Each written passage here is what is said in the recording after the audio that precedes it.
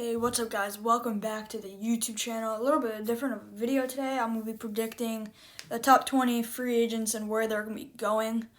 Please remember guys, this video actually took quite a bit of work, or it will. I've already done a bit of it, like my predictions, but then I'll be editing, so please leave a like and subscribe. That would mean a lot, and let's get into it. So I'm starting towards the bottom of the list of 20, then I'm going to work my way up. So first off, as you see right here, we've got Peterson for the LA Dodgers. This year he is 28 years old. He's an outfielder for the Dodgers, if you didn't really know who he was. He has a career on-base percentage of .349, slugging percentage .501. So, as I mentioned, he's an outfielder. He's pretty young. So this is, I think, going to be his first time re-signing somewhere. I don't really see him anywhere in a Dodgers jersey, but I wouldn't be surprised if he goes somewhere like the Cardinals or anything, or something like that, because I'm not 100% sure. But, yeah, I don't really know much. So this is my least confident opinion on Peterson right here. But on to the next person, Cruz. Next person on my list, Cruz. If you don't really know who Cruz is, he's been a DH / a little bit of an outfielder. He spent most of his career for the Mariners, a bit for the Twins. He is 40 years old, big home run hitter. But I say he goes to the Tampa Bay Rays because the Tampa Bay Rays need a little bit more offense. Their really only power source was Randy Arozarena. So I think Cruz could really help out that team. And I feel like he would fit well in the squad because, like, the Rays, don't take this wrong, they're like a little bit of a weird team. They're almost like the Miami Heat were. They're not paying anyone too much. Like, it was kind of a surprise to get the World Series. It's a little weird that Cruz is this good at 40, so I think he'll fit pretty well on that team. But on to the next person, Morton. As I already mentioned, Morton. So Morton, he is a pretty old pitcher. Or he was going to retire, but he is 37 years old. He's a right-hand pitcher. He's played for the Astros, Rays, all sorts of teams. He was an AL Cy Young Award finalist in 2019 as well. But I think he's going to the Phillies or retiring because he is on the older side.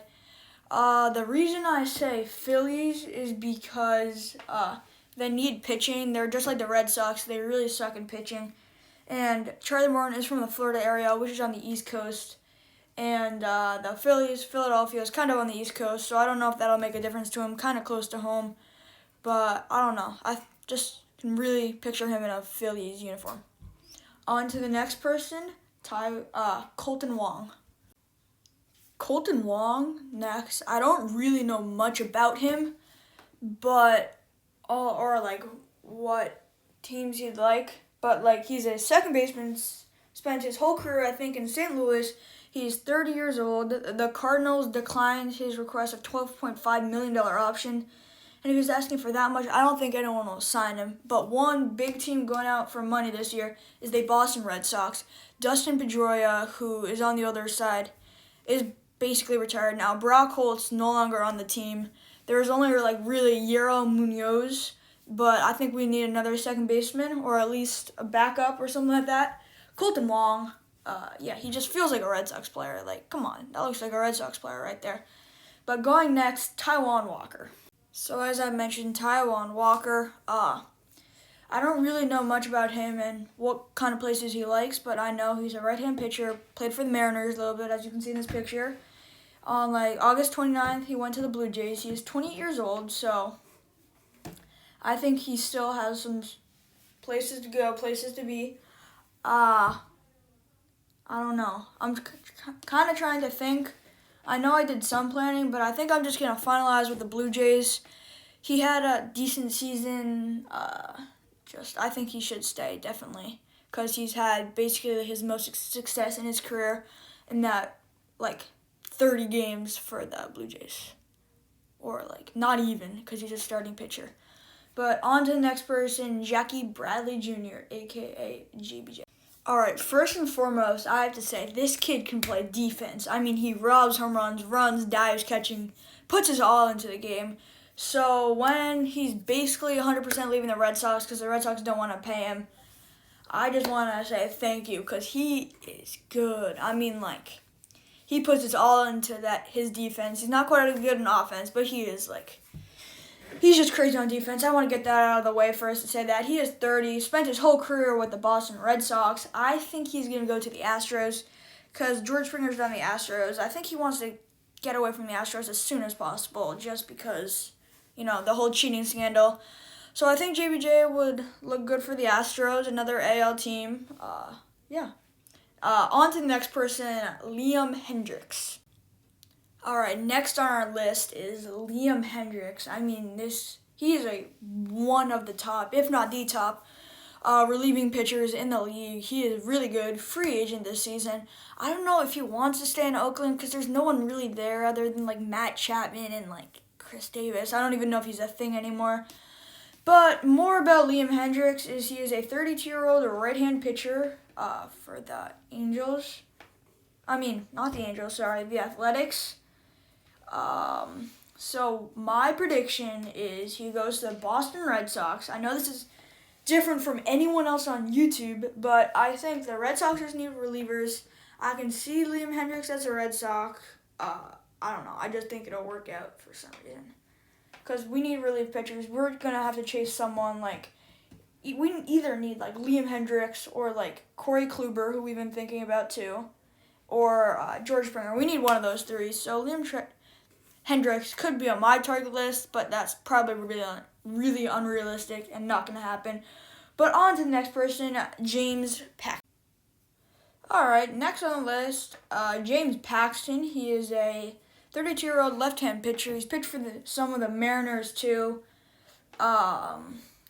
Yeah, so he's had some various injuries, nothing really specific. I know he had an arm and I think some left knee soreness, but so it's kind of unpredictable on what his health is going to be next year. And usually I think when that happens is that team just keeps him. The Yankees do want to keep him as a starting pitcher probably because he is really, really good. So I say James Paxton stays with the Yankees. Going on to the next free agent Yankees starting pitcher, LeMahieu Tanaka. All right, the next free agent Yankees pitcher, LeMahieu. I'll just say Tanaka. I'm sorry. But I think the Yankees need to keep either Tanaka or Paxton or both just because they're such big parts of their starting lineup because then they'd only have like Garrett Cole and a couple other guys. So I think Tanaka is going to stay, and I mean, like, they love him there. I can't picture Tanaka in a different uniform, but if you didn't really know who Tanaka was, he's a right-hand pitcher. I think spent his whole career in New York, 32 years old. Yeah. That's Tanaka for you. Going on next to Justin Turner, the Dodgers third baseman. Alright, the next guy is Justin Turner. I have a little bit to say about him, but I'm going to start off by saying he has spent his whole time MLB career with the LA Dodgers. He is 36-year-old, so on the old side. So that'll make it harder for him to re-sign somewhere because you want a team that already knows you and all that. And Justin Turner's, or this is another small reason, then I have like a biggish reason. And Justin Turner's just he's just a Dodger. And I don't think you can picture him anywhere else. He's had success with the Dodgers, so why leave? It's LA. I mean, come on, man. But the other big thing is he went on the field in the World Series with no mask, probably spread COVID to his teammates.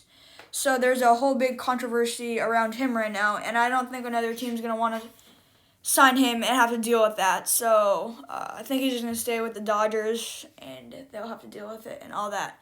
But next up, Michael Brantley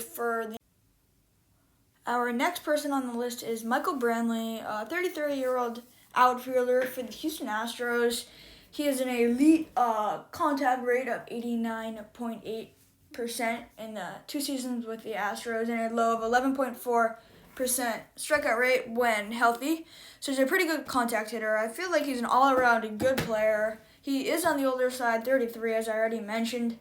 My prediction on where he's going is the Houston Astros, just because he's had the most success, I think, in his career. Maybe some better years for the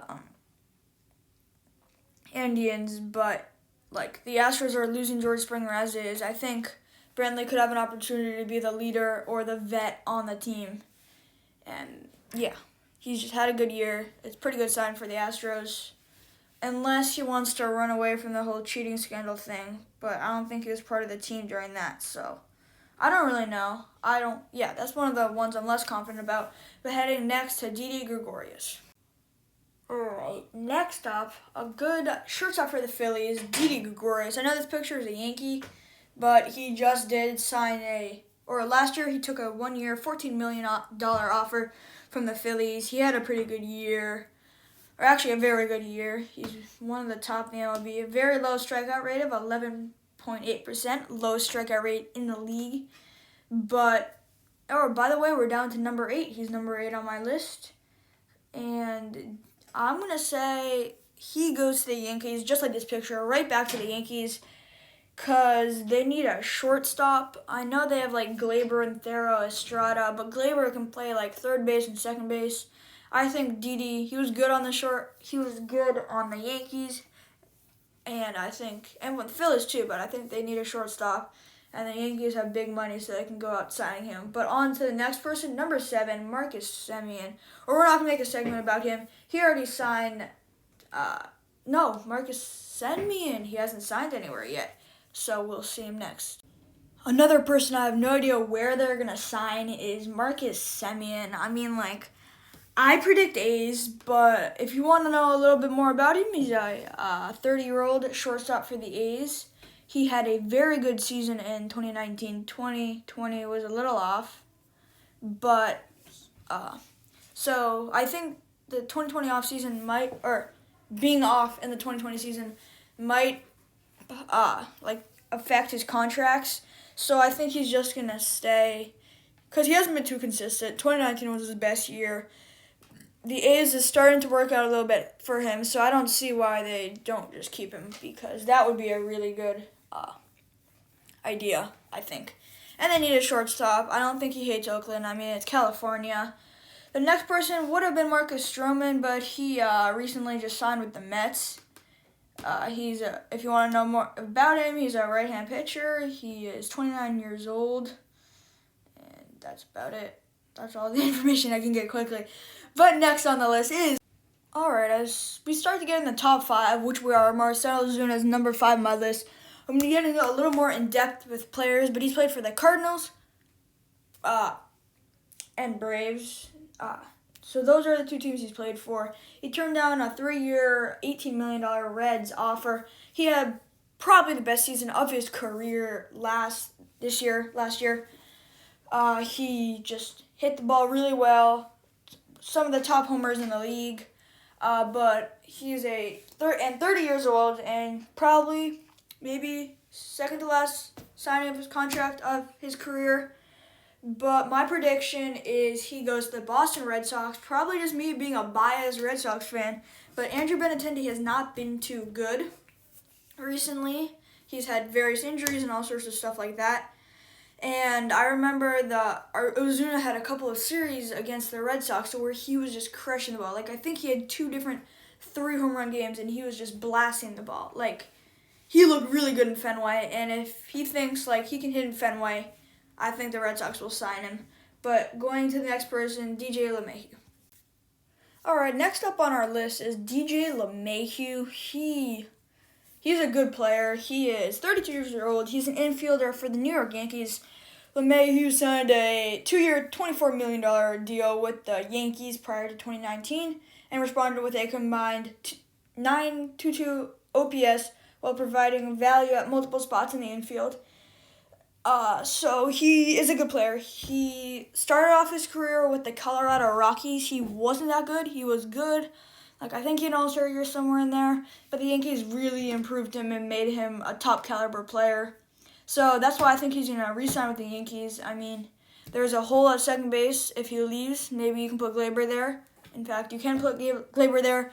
But it would be better to put Glaber at third base and have him at second. And maybe Didi at shortstop or something like that if they sign him.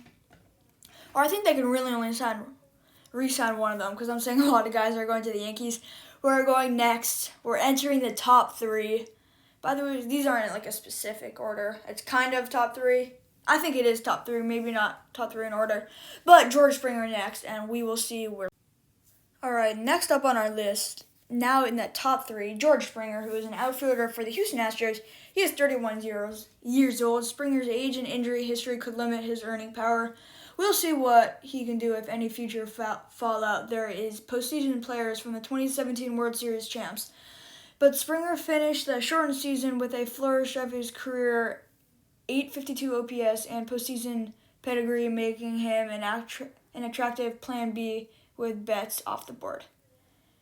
So, Red Sox, that's what I'm predicting. They lost JBJ. Benetton, he's been kind of bad. We need an outfielder. The Red Sox are going out for big money. I think Springer wants to get us out of Houston as fast as possible, given the cheating scandal. So I think he's going to end up on the Boston Red Sox, which I'm super, super excited about.